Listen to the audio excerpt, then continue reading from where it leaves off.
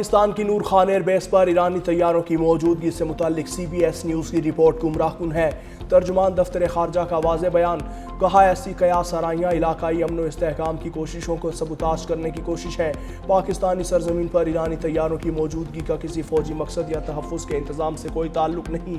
ایرانی اور امریکی طیارے اسلام آباد مذاکرات کے دوران سفارتی عملے کی آمد و رفت کے لیے پاکستان آئے۔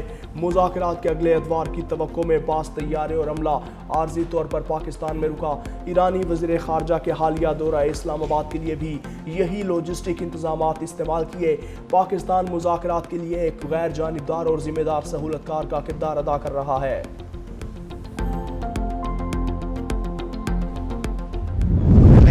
امریکی صدر کی میں نہیں مانوں گا کی رٹ ایران کی تجاویز کو کچرا قرار دے دیا۔ وائٹ ہاؤس میں میڈیا سے گفتگو میں بولے، ایرانی جواب پڑھنے کے قابل بھی نہیں تھا، اپنا وقت ضائع نہیں کرنا چاہتا۔ جنگ بندی صرف لائف سپورٹ پر چل رہی ہے۔ اس کی حالت ایسے مریض جیسی ہے جس کے بارے میں ڈاکٹر کہے کہ اس کے زندہ بچنے کے امکانات صرف 1% ہیں۔ ایران امریکہ سے اتفاق کرتا ہے مگر پھر موقف سے پیچھے ہٹ جاتا ہے۔ ختم جوہری ہتھیار نہ بنانے کا ذکر نہیں کیا۔ جنرلز میرے فیصلے کے منتظر ہیں، ایران کو کسی صورت ایٹمی ہتھیار حاصل نہیں کرنے دیں گے۔ ٹرمپ کی پروجیکٹ فریڈم کو وسیع پیمانے پر بحال کرنے کی دھمکی، کہا ایران یقینی طور پر ہتھیار ڈال دے گا، معاہدے تک ایران پر دباؤ ڈالتے رہیں گے۔ ایرانی مذاکرات کاروں نے ایٹمی فضلے کو نکالنے کے لیے امریکی ضرورت کا اقرار کیا۔ صرف چین اور امریکہ نیوکلیئر ٹیسٹ تک پہنچنے کی صلاحیت رکھتے ہیں۔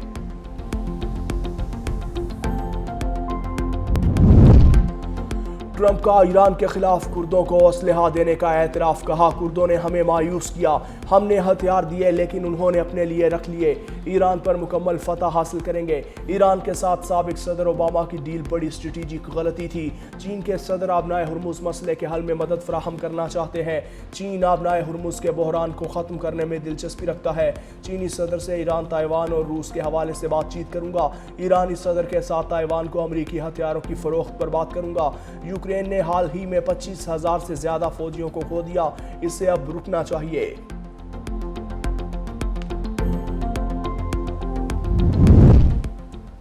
آبنائے ہرمز کو کیسے کھولیں، امریکہ اور برطانیہ کے درمیان اہم مشاورت۔ مارکو روبیو اور ایوٹ کوپر نے بحری راستوں کی سیکیورٹی پر تبادلہ خیال کیا۔ غیر ملکی خبر ایجنسی کے مطابق آبنائے ہرمز کے تحفظ سے متعلق 40 ممالک کے وزرائے دفاع کا اہم اجلاس آج ہوگا۔ برطانیہ اور فرانس اجلاس کی مشترکہ صدارت کریں گے۔ اتحادی ممالک ممکنہ بحری دفاعی مشن کے لیے عسکری تعاون پر غور کریں گے۔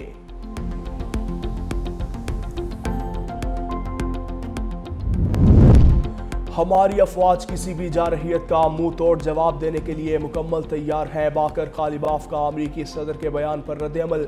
ایکس پر بیان میں کہا کہ 14 نکاتی تجاویز میں درج ایرانی عوام کے حقوق تسلیم نہ کرنے کا نتیجہ ناکامی کے سوا کچھ نہیں ہوگا۔ اس معاملے میں جتنی دیر کریں گے امریکی ٹیکس دہندگان کو اتنی ہی زیادہ قیمت چکانا پڑے گی۔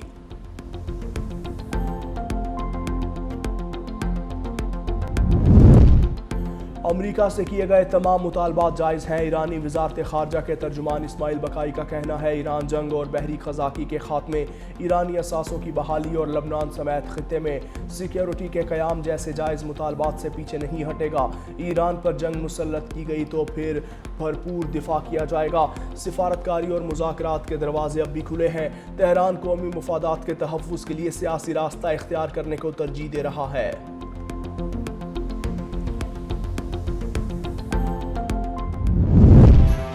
کہ ایکشن کا عالمی مارکیٹ میں ری ایکشن، عالمی منڈی میں خام تیل کی قیمتوں میں اضافہ۔ برینٹ خام تیل کی قیمت $105 فی بیرل سے بڑھ گئی۔ WTI کی قیمت $100 فی بیرل کے قریب۔ امریکہ میں ٹرمپ پر پریشر، امریکی صدر نے ایندھن کی بڑھتی قیمتوں کے پیش نظر وفاقی پیٹرول ٹیکس معطل کرنے کا اعلان کر دیا، کانگریس نے منظوری لینا ہوگی۔ جو کام اپوزیشن نہ کر سکی وہ بلدیاتی انتخابات میں بدترین شکست نے کر ڈالا۔ برطانوی وزیر اعظم سے ان کے اپنوں نے ہی استعفے کا مطالبہ کر دیا۔ لیبر پارٹی کے 80 ارکان کے اسٹورمر کے خلاف ہو گئے۔ برطانوی وزیر اعظم کے آج کابینہ اجلاس میں مستعفی ہونے کا امکان، کابینہ میں شامل 3 ممبران عہدوں سے مستعفی ہو گئے۔ ذرائع کے مطابق مزید حکومتی وزراء کے استعفے متوقع ہیں۔ برطانوی وزیر داخلہ سمیت اہم کابینہ اراکین کا بھی کیئر سٹارمر سے مستعفی ہونے کا مطالبہ۔ نائب وزیر اعظم ڈیوڈ لیمی نے کہا کہ سٹارمر آگاہ کریں کب عہدہ چھوڑیں گے۔ برطانوی وزیر داخلہ شبانہ محمود نے کہا وزیر اعظم مستعفی ہونے کی ٹائم لائن دیں۔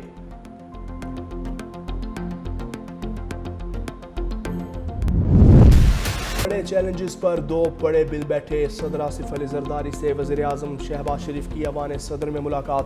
ایران امریکہ مذاکرات اور پاکستان کی ثالثی پر تفصیلی بات چیت۔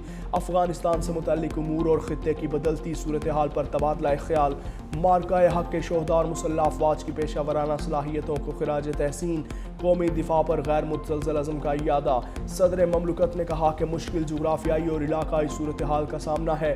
مشرق وسطیٰ میں کشیدگی سے سپلائی چین متاثر ہے، عوام کو پھر بھی زیادہ سے زیادہ ریلیف فراہم کیا جائے۔ صدر مملکت کا مہنگائی کے دباؤ میں کمی، اشیاء ضروریہ کی دستیابی کا حکم، عام آدمی کو ریلیف دینے کے لیے ممکنہ اقدامات کی ہدایت۔ نائب وزیر اعظم اسحاق ڈار اور رانا ثناء اللہ بھی ہمراہ۔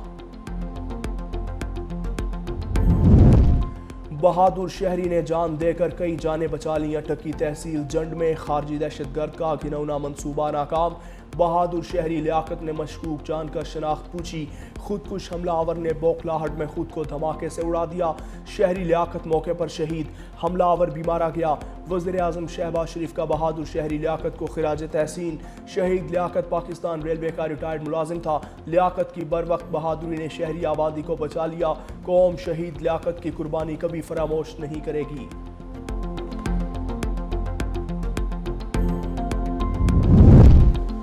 خطے میں امن کے لیے سفارتی محاذ پر تیزی، اسحاق ڈار کا سعودی وزیر خارجہ فیصل بن فرحان سے ٹیلی فونک رابطہ۔ خطے کی بدلتی صورتحال اور باہمی دلچسپی کے امور پر تبادلہ خیال۔ سعودی وزیر خارجہ کی پاکستان کے مثبت اور تعمیری کردار کی تعریف۔ خطے میں امن و استحکام کے لیے پاکستان کی کوششوں کی حمایت کا اعادہ۔ ایرانی وزیر خارجہ عباس عراقچی کا بھی سعودی وزیر خارجہ فیصل بن فرحان سے ٹیلی فونک رابطہ۔ جنگ کے خاتمے کے لیے سفارتی کوششوں پر تبادلہ خیال۔ آبنائے ہرمز میں جاری کشیدگی بھی بات چیت کا حصہ رہی۔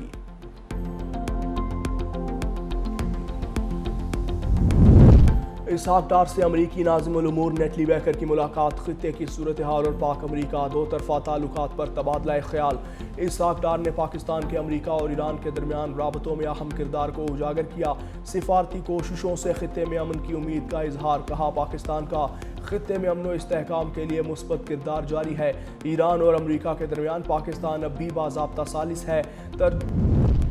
ایران جنگ ختم ہوگی تو مہنگائی کم ہوگی، وزیر دفاع خواجہ آصف کہتے ہیں پیٹرول کی قیمتوں میں اضافے سے شہریوں پر بوجھ پڑا۔ پیٹرولیم مصنوعات پوری دنیا اور خطے میں مہنگی ہوئیں۔ حالات کے باعث جو بوجھ پڑ رہا ہے اسے کسی طریقے سے تو مینج کرنا ہے۔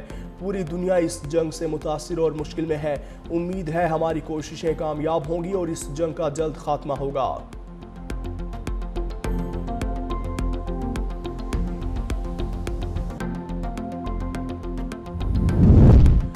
بجلی کو بہت سستا کرنے جا رہے ہیں، وفاقی وزیر توانائی اویس لغاری کے بڑے بڑے دعوے، کہتے ہیں اب لوگ بجلی بیٹری میں محفوظ کر کے رات کو استعمال کریں گے۔ آئی پی پیز کو آئندہ کے لیے دفن کر دیا، مزید 10,000 میگا واٹ کے آئی پی پیز لگانے سے روک دیا۔ توانائی سیکٹر کی اصلاحات ملک کے لیے بہت اہم ہے۔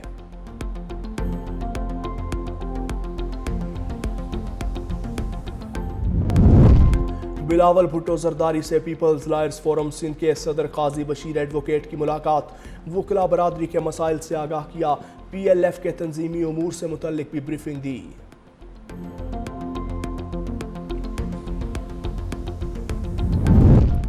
جاپان کے شہر ٹوکیو میں پاکستانی سفارت خانے کی جانب سے مارکہ حق کی پہلی سالگرہ قومی عزم اور یکجہتی کے ساتھ منائی گئی۔ پاکستان کی خود مختاری اور قومی وقار کے دفاع میں مسلح افواج کی جرأت، غیر متزلزل عزم کو خراج تحسین پیش کیا۔